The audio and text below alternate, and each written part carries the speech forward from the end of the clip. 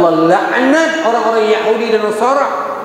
Terbeliak mata Ummu Salamah ni, apa cerita ni? Kata Nabi, ittakhazu qubur anbiya'ihim masajid. Kerana mereka jadikan kubur-kubur daripada anbiya, bahasanya Nabi, tapi kubur daripada orang-orang alim mereka sebagai tempat peribadatan. Anda tengok apa yang saya nak sebutkan, Nabi kaitkan apabila kita bercerita tempat peribadatan, kita nak dapat pahala, adanya i'tiqad dan adanya penyembahan, tak? Nabi tak kasih kita kaitkan dengan kubur. Itu bahasa saya. Kerana amalan orang-orang kafir ni biasanya kubur ini salah satu tempat peribadatan. Dia ada kaitan dengan akidah, dia ada kaitan dengan ibadah, tak? Maka Nabi marah. Bahkan dalam hadis Muslim, Abu Zubair menceritakan, katanya naha Rasulullah SAW an yujassas al-qabr. Nabi pernah melarang kepada kami daripada jussas, mengapur cat kubur. Nabi larang. Wa yaqda alaihi, dan Nabi larang kita duduk di atas kubur. Wa yubna alaihi, dan Nabi larang kita bina di atas kubur. Anda tengok, kita nak bercerita masalah kubur. Yang mana keadaan kubur kita hari ini, ya tak? Awal-awal saya katakan alhamdulillah. Kubur orang Singapura, orang Melayu, bagi saya boleh tahan, bukan yang terbaik. Kalau nak dibandingkan dengan orang lain, makin teruk. Tapi kita nak cari peluang kat mana kita boleh perbaiki.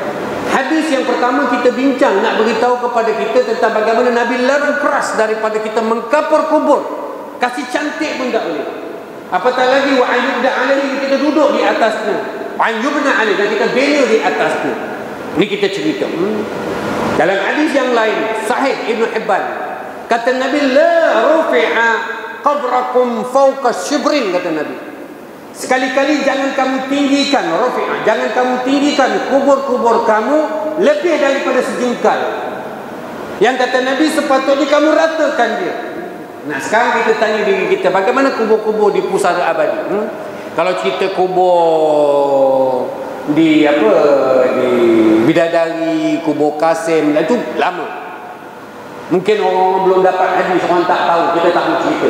Tapi sekarang Pusara Aman pun dah berpindah Pusara Abadi. Seharusnya dekat zaman di mana kita baca hadis bagaimana Nabi larang keras, apabila kita kaitkan tempat peribadatan, jangan kaitkan dengan kubur. Apabila kita cerita kubur, jangan kaitkan dengan tempat peribadatan.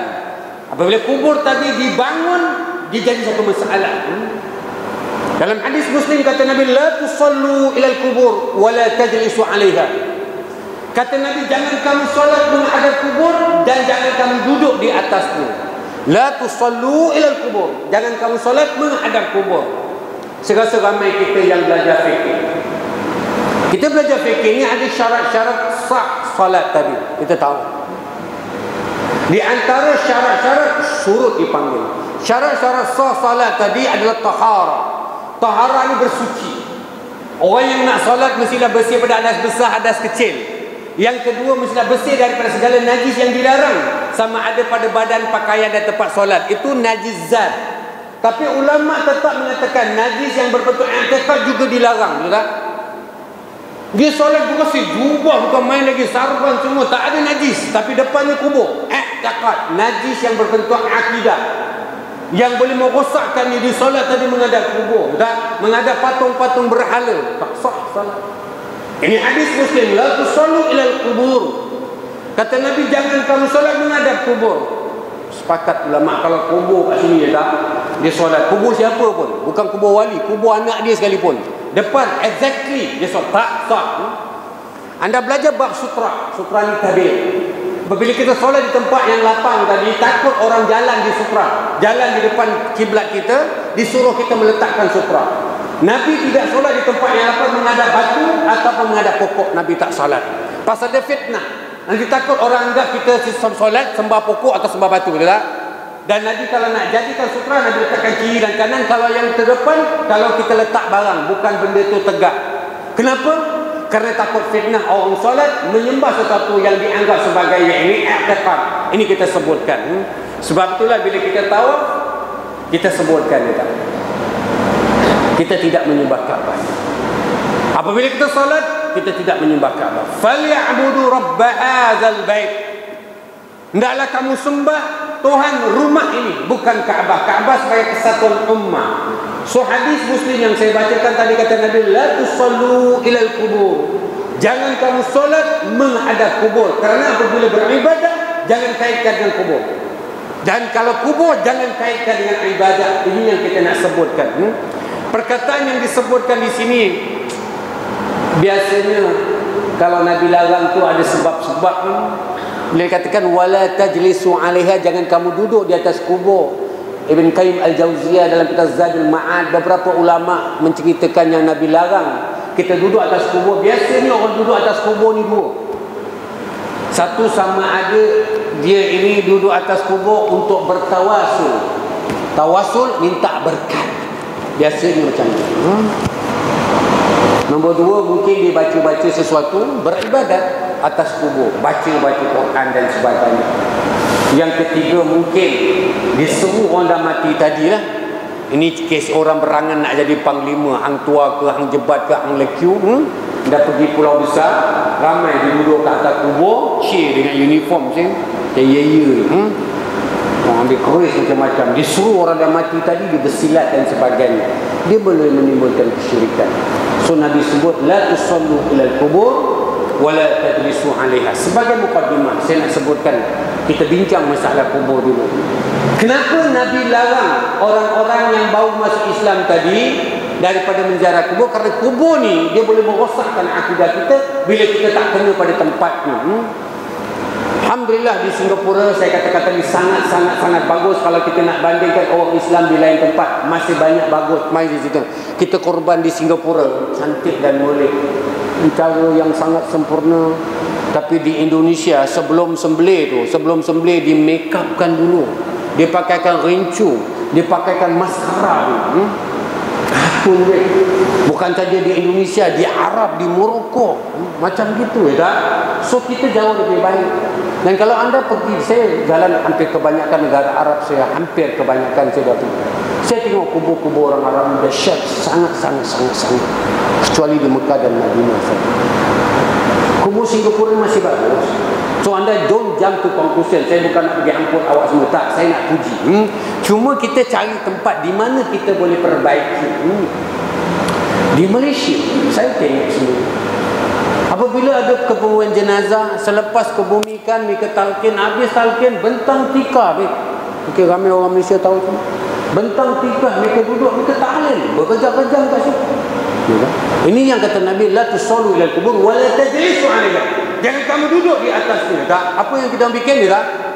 Lepas tahlil tadi kan boleh cukup doa dah balik, tapi mereka bentang tikar, ya tak? Mereka bertahlil di atas kubur. Singapura tak ada, ya tak? Alhamdulillah, daripada saya kecil pun saya tak nampak kat Singapura. Sampai dah tua ni tak nampak juga. Alhamdulillah, ya tak? Tapi ini berlaku. Jangan sampai itu berlaku di Singapura. Masalah kubur orang-orang kita dulu, kalau kubur orang biasa lah, orang biasa meninggal, biasa dia simple-simple, dia penesan tu kain putih biasa tu. Tapi kalau yang meninggal tutup demam, dia mulai sikit, dia mau kuning, power sikit. Tapi kalau meninggal tu ada power sikit, dia tak boleh kain kuning lagi, dia mau pagar. Ada betul? Dia ada kubur kasih, tak? Kubur sigla, kubur-kubur di mana-mana pagar, pasal power sikit. Tapi kalau dianggap orang tu wali, dia mau ada bumbung. Ada betul? Kata Nabi, wala yubna alaihi, jangan kau bina di atasnya. Tu orang bikin bumbung. Mungkin zaman dulu orang tak faham, tapi sekarang kita nak cerita di kubur pusara abadi macam mana. Tuan dulu ya tak? Orang sekarang dia tak berapa macam itu, dia bikin dapur dia. Dapur. Kalau dah kubur dah nama dapur, tinggal bawa periuk, bawa Maggi dia masak. Lama dulu saya dah katakan membazir, innal mubazzirina kanu ihwan syayatin. Sesungguhnya orang-orang membazir kawan-kawan syaitan. Sangat membazir. Saya duduk, saya ramai juga kawan-kawan undertaker ni, ramai.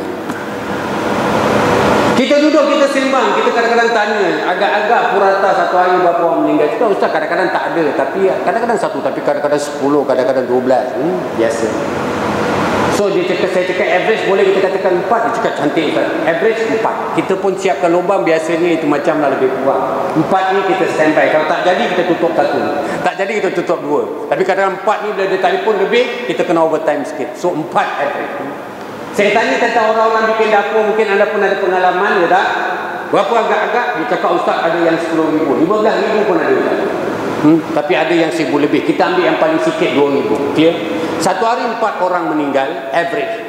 Satu kubur misal kata 2,000 kita ambil, 8,000. Kalau satu hari 4 orang meninggal, satu bulan 30 hari, 120 orang meninggal. 2,000 kali 120, 240,000 Sing dollar. Satu bulan. Kalikan dengan 12 bulan, iaitu 1 tahun. Dia akan jadi lebih kurang, iaitu total lah kalau kita cerita dulu. 1 tahun itu 2,8 juta. Orang Melayu bikin kubur saja 1 tahun 2,8 juta Sing dollar. Kalau 2,8 juta kali 10, kita cakap sikit, 1 tahun 20 juta. Kita cakap sikit, itu satu masjid naik. Ini yang kemarin saya pekik itu. Orang Melayu, kita dalam di Singapura, ekonomi kita tidaklah yang terbaik kalau nak dibanding dengan bangsa-bangsa yang lain. Tapi kita membazir dengan tak ada faedah. Wallahi, saya akan buatkan kubur mak saya dengan bangunan yang paling besar. Kalau kita buat dapur untuk kubur tadi, boleh manfaatkan orang mati tadi. Saya cakap ni, kalaulah kita buat kubur, kita sayang mak kita, saya suruh semua anak-anak mesti sayang, wajib sayang dengan mak bapak kita. Dan anda kena balas jasa baik mereka. Mereka hidup, apatah lagi dah mati, tak? Kena balas. Dan kalau mereka meninggal, kita bina di atas kubur mereka itu satu bangunan yang dinamakan dapur, tak kisahlah kan. Kalau kita bina dan dia boleh membantu Allah mengampunkan dosa mak bapak kita, menjaminkan masuk surga, kita bikin. Tak cukup duit kita hutang tolong, tak apa. Yang penting kita nak balas jasa mak bapak kita. Betul? Itu lebih cerita. Agama suruh kita buat sesuatu untuk ayah dan ibu kita.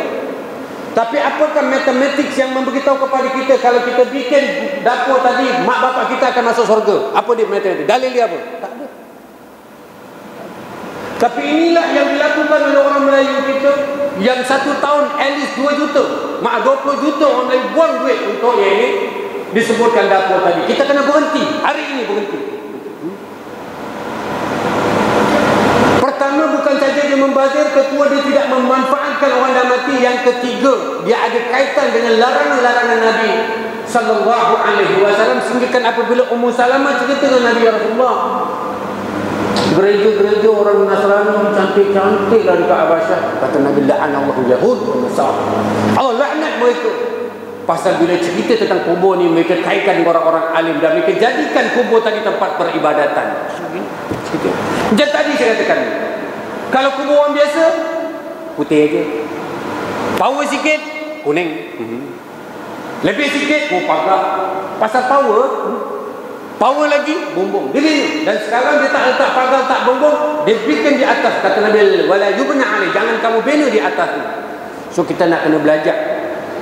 Siapa-siapa yang dah terlanjur, minta ampun kepada Allah banyak-banyak. Dan siapa yang belum bikin, kita minta kalau boleh.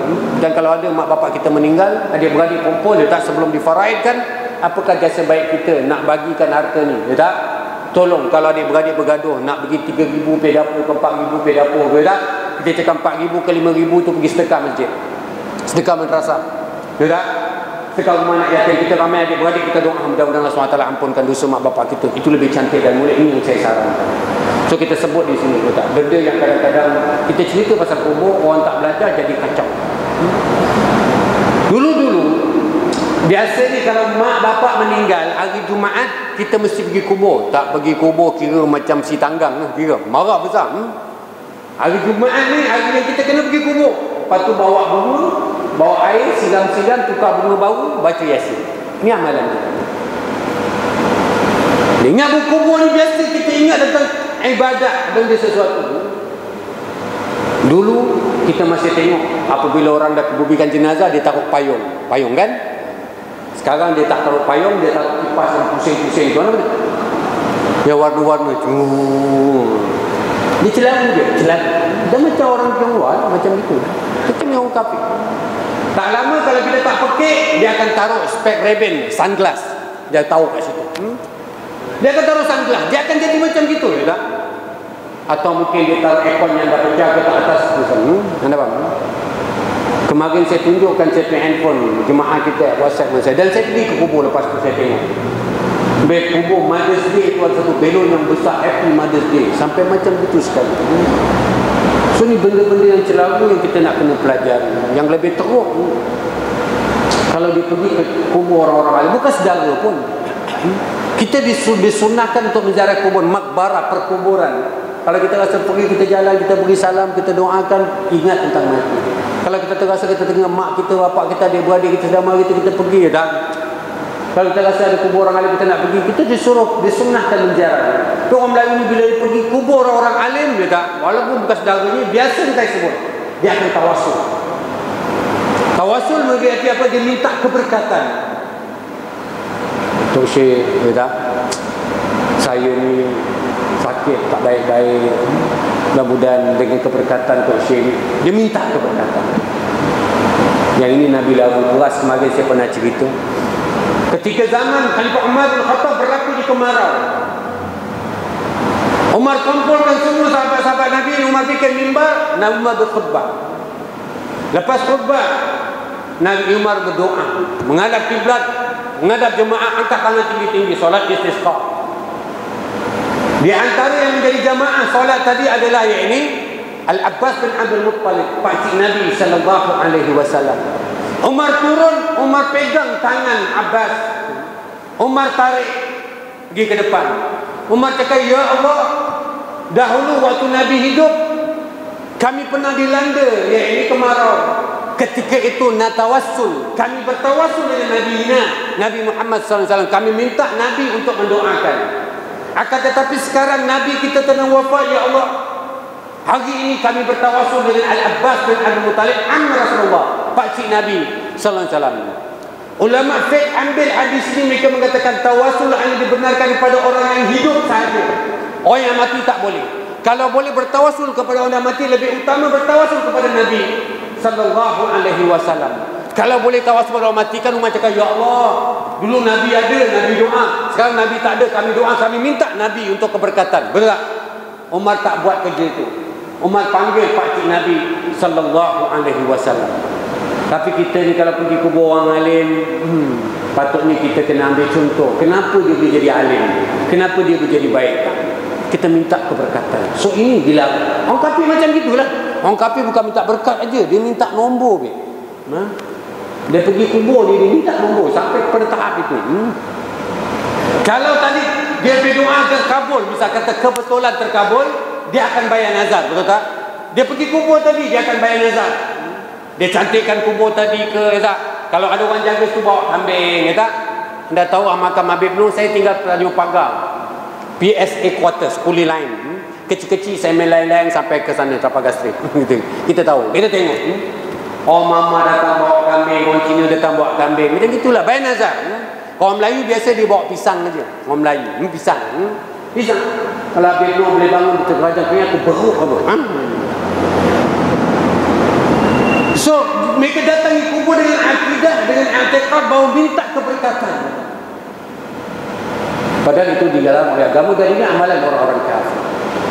Apabila mereka terkabul permintaan mereka, mereka bayar nazar pula. Mereka tidak berarti bersyukur, sujud syukur kepada Allah Subhanahu wa taala.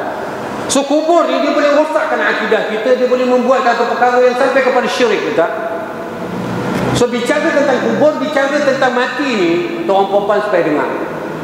Bukan saja Nabi larang daripada menziarahi pada peringkat awal, bahkan ikut jenazah untuk dikebumikan pada peringkat awal Nabi juga larang. Umi Atiyah menceritakan dalam hadis muttafaqun alaih. Hadis muttafaqun alaih. Umi Atiyah ni seorang perempuan, dia ni macam ketua pelajar macam gitulah di kalangan orang perempuan. Waktu Nabi sampai di Madinah, Nabi ajak bai'ah di rumah Umi Atiyah. Nabi suruh Umar untuk pergi, dan yang di antara Nabi pesan, di antara bai'ah hari pertama orang-orang yang masuk Islam di Madinah itu tidak boleh menziarahi kubur dan tidak boleh meratap. Mana bayangkan? Maka itu kata Umi Atiyah, katanya nuhina, Nabi SAW melarang kami an-ittiba'il janazah, daripada mengikut jenazah, ikut jenazah. Nak kebumikan ni pun tak boleh. Kenapa? Apabila cakap pasal mati dekat kubur, dia pun boleh merosak akidah. Maka kata Ummi Atiyah, bukan saja di antara yang Nabi ajak kami bai'ah, bahkan Nabi larang kami adalah yang mengikuti jenazah. Satu ketiga, apabila ada orang meninggal, lepas solat kan nak pergi kubur. Kalau di Madinah tu, yang dah pergi Madinah banyak tahu. Kalau di Masjid Nabi, kalau kiblat macam ginilah. Jadi kalau kiblat macam gini, biasa di sebelah sana. Tak lebih daripada 500 meter atau lebih kurang 500 meter ada Maqbarah Al-Baqi, kubur Baqi, dipanggil dari zaman Nabi sampai sekarang. Sebelum Nabi sampai Madinah pun memang itu kubur juga. So bila nak jalan ni tak, orang perempuan tunggu nak ikut, kepo-kepo tengok. Umar di antara orang yang ada ketika itu, Umar jeleng, Umar amput orang tadi. So dia nak beritahu kepada kita, apabila iman tak berapa kuat baru masuk Islam, kita bicara masalah mati, bicara masalah kubur, dia akan merosakkan akidah. Kita nak tambah orang perempuan ni, saya pun tak faham. Kalau ada kematian, kita suka pula. Kromo ramai orang perempuan. Orang lelaki tak luar sembang. Orang perempuan kromo. Orang perempuan tak tahu pasal. Itu pun jadi heran. Budaya orang Melayu dia. Nanti bila nak ikut jenazah orang perempuan, yang pertama dia naik bas tu, cik dia dah cop seat dulu. Kita pun tak tahu apa pasal. Orang perempuan pergi kubur, apa dah bikin? Nak angkat jenazah pun tak boleh, nak gali pun tak boleh, nak angkat mayat masuk padang kubur pun tak boleh tak? Buat penuh tempat. Tapi ini perangai orang Melayu kita, tak tahu pasal. Bukan saja hadis ini mengatakan seolah-olah Nabi pernah melarang kami daripada menziarah kubur. Bahkan Nabi pernah melarang mengikut jenazah, khusus pada orang perempuan pada peringkat awal. Nah, mengapa Nabi larang? Kita katakan berdasarkan asbabun nurut. Sebab musabab hadis ini berlaku ketika awal-awal Islam, sama ada di Mekah ataupun period awal di Madinah, orang baru masuk Islam. Yang mereka majoritinya musyrik, jahiliyah. Sebagiannya Yahudi, Ahlul Kitab ataupun Nasrani. Mereka ni belum boleh lagi meninggalkan amalan-amalan jahiliyah ataupun agama mereka. Di antaranya meratap. Meratap ni menjadi perkara yang sunnah di kalangan jahiliyah. Sunnah dia. Tadi saya cerita tentang Ummu Salamah. Ummu Salamah Hindun binti Abi Umayyah. Suaminya Abdullah bin Abdul Asad. Ketika dia balik ke Madinah, selepas peperangan Uhud, dia meninggal. Waktu dia meninggal tu, dia hantarkan wakil beritahu Nabi. Nabi datang, Nabi masuk bilik, Nabi tengok atas katil, meninggal. Tapi mata terbuka. Nabi tutup dengan tangannya. Ini kalau siapa belajar fikir, disunnahkan sekiranya orang yang meninggal tadi mata terbuka, tutup dengan jari kita tutup. Tapi kalau tak boleh, kita tutup, terbuka balik. Tutup, terbuka balik. Nah, pleset kata ulama, tutupkanlah sesuatu di atas mukanya, baru kita tutupkan kain. Pasal apa? Pleset. Takut orang-orang datang, dibuka terperanjat. Pak Long dia daripada Melaka, driving sampai 300 km ni, anak saudara tu mati, orang kabur. Datang, mana anak saudara tu? Masuk tak? Masuk, buka, mata terbuka, Pak Long pula mati. So takut terperanjat macam gitu. So kalau anda buka, kat atas muka tu ada satu kain, faham-faham. Kalau nak tengok, kena pelan-pelan macam itu. Itu maksudnya. Dan kalau kita tutup, dia buka balik, tutup dengan kain, tak payah taruh duit. Orang Melayu dulu taruh duit. Allahu Akbar. Sudahlah hidup mati duitan, mati pun mati duitan juga. Apa sahaja. Saya ke Turki, hampir semua raja-raja Rom ni, hampir semua raja-raja Rom, dia punya mayat dia yang dikeraskan, dia tutup matanya dengan emas. Hampir semua. So kita kadang-kadang ikut budaya-budaya. So, kita nak sebut di sini tutup dia tak. Orang perempuan ramai ni, orang perempuan datang dah sibuk. Orang perempuan ramai suka dia. Ada mati orang ramai. Bila Nabi tutup, Nabi tengok orang perempuan tunggu apa Nabi nak cakap. Kata Nabi, inna ruha iza qubida tattba'ul basar. Kata Nabi. Nabi jangan risau sangatlah. Kata tak, kenapa mata ni terbuka? Pasal Allah cabut roh daripada arah kepala, maka mata terikut macam gitu. Jangan risau, jangan. Bukan pasal kelindan nak tengok Singapore Flyer ke. Bukan. Orang Melayu lah. No Allah bang, Tengok anak kita mati, mata terbuka. Kemarin saya kata belikan motor, tak nak. Oh, dia terkelindan nak motor. So orang Melayu ni banyak macam-macam. Tak ada. Bila Nabi cakap, jangan risau, tak ada apa-apa. Kenapa mata dia terbuka? Kerana roh dicabut daripada arah kepala, Allahu a'lam. Maka mata terikut. Orang perempuan nangis, melalak-lalak. Dalam hadis tu diceritakan, orang perempuan terpekik-pekik, tepuk-tepuk dada, hentak-hentak kepala, meratap. Pasal jahiliyah. Amalan dia macam gitu tak? Marah Nabi. Kata Nabi, la tad'u ala anfusikum illa bi khair. Kata Nabi, tolong mulutmu jaga baik-baik. Orang meninggal tak? Jangan cakap apa-apa melainkan yang baik-baik saja. Fa innal malaika tu'minu ala ma taqulun, kata Nabi. Ketahuilah malaikat yang berkerumun ni akan mengaminkan apa yang kamu cakap. So kalau kita meninggal, tolong cakap yang baik-baik kepada keluarga mereka. Sabarlah, doalah, redalah. Mudah-mudahan Allah SWT selamatkan, Allah berkati, Allah rahmati. Cakap yang baik-baik. Jangan cakap itulah. Ada kemarin cakap kalau dengan suami tu hari kan pergi dulu kan bagus, tak kenapa. Dia cerita yang mana jadi korang sedih. Jangan. Cerita yang baik-baik saja. So apa yang saya nak sebutkan di sini ya tak? Supaya kita semua tahu bila cakap pasal mati, cakap pasal kubur, dia akan ada kaitan dengan i'tiqad. Dia akan ada kaitan dengan ibadah, dan orang-orang jahiliyah dan orang-orang kafir lah yang selalu macam ini ya tak? Ada hadis Muslim, Abu Malik Al-Asy'ari menceritakan, kata Nabi, arba'un, dengar betul-betul. Ada 4 perkara fi ummati, pada umatku, min amri jahiliyah. Kata Nabi, ada 4 perkara, perangai, perbuatan, kesukaan orang-orang jahiliyah yang masih lagi bermain di dalam kalangan umatku. Bahkan kata Nabi, la tatrukunahunna al-fakhr, kata Nabi. Dan umatku masih belum lagi dapat meninggalkannya. Nabi sebut. Hadis Muslim.